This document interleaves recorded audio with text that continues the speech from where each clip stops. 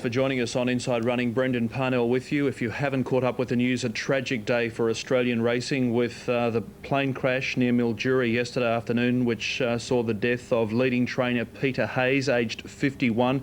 He's been survived by sisters Jan, Kerry, brother David and 5 children. His wife PJ will have a tribute to Peter Hayes later in the show from Graham McNeice. He finished with 13 Group 1 winners, 131 black type winners, making him in the top 20 all-time leading horse trainers. Very much a hero of the training game, but one that maybe preferred not to be known with that public spotlight as a hero of the racing game. But a full tribute with Graham McNeice later in the show. Today's racing, a busy show ahead. Here's the weather and track. Australian racing, Graham McNeice joins us now for a tribute to a very special man. Yes, and of course the man, as we both knew him very well, Brendan, is Peter Hayes. Peter Hayes, of course, was a great horseman and an outstanding trainer. He won 13 Group 1 races and he was a 5 times Premier trainer in Adelaide. He also won the Melbourne Premiership on 3 occasions. But there was so much more to him than mere statistics. Peter was a man of rare quality. His friend Russell Cameron probably said it best when he described Peter as a champion bloke and a champion trainer. We were enriched by knowing him and we are the poorer for his passing.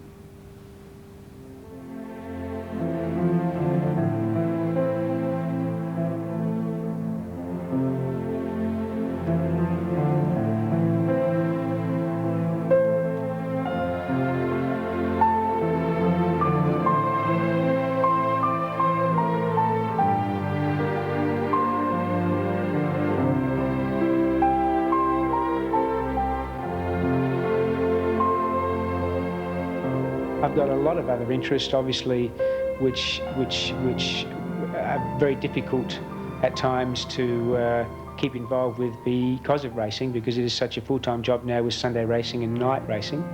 But I've got a general interest in fitness. I love all sorts of bushwalking and riding a bike and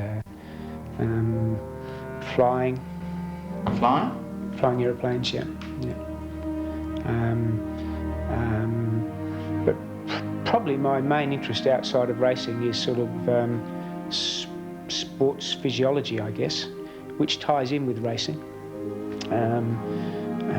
You know, I follow the cycling, like things like the Tour de France, very, very closely.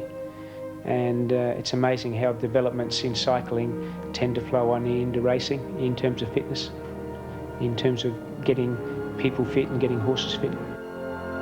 For his loved ones, Peter's death brings with it a pain that is beyond measure. For his friends in the racing fraternity, his passing is a profound loss. But we can take comfort in knowing that Peter did it his way. His achievements are a matter of record, but statistics and fame and glory meant little to him. Peter lived life the way he believed it should be lived. He was true to himself, and that will be how we remember him.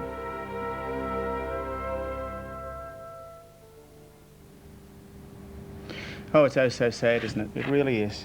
I was actually had a very brief chat to him at Flemington on Monday, Australian Cup Day, and it's 24 hours. He's just gone.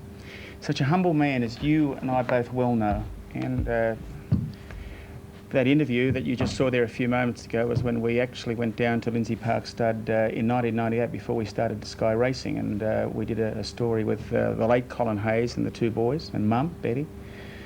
And like you, and I think everyone in racing that got to know Peter, it's devastating. It really is devastating. And to the family, to Betty, Jan and Kerry, the sisters, to Peter's wife and their children, and of course to David. On behalf of everyone in racing, we extend our deepest sympathies on this very sad day in the world of thoroughbred racing. I think you described it best, Graham, as a reluctant hero, and a reluctant hero he was. Very much so. Yeah, he never sought fame. It's definitely a dark day. It is. Okay, thanks, mate. Okay, Graham McNeice there, a special tribute to a very special man, Peter Hayes, who passed away yesterday.